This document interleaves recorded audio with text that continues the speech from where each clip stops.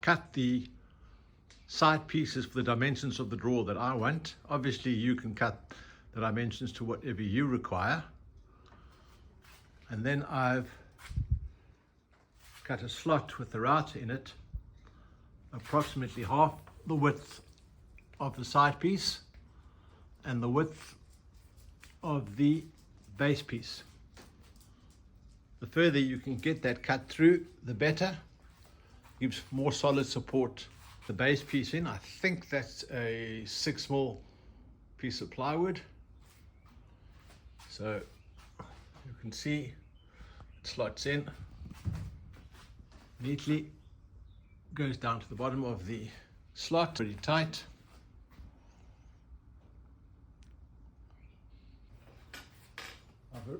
I've already drilled the pilot holes and countersunk them, and we can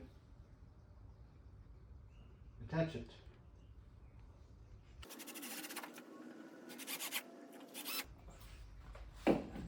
And there we have the first side piece attached. So we do the same on the other side. You should be able to see that the slot lines up.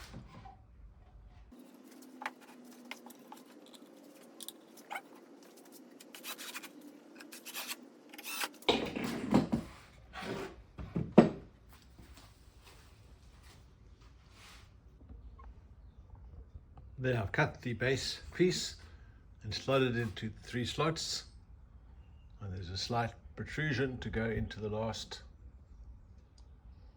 side.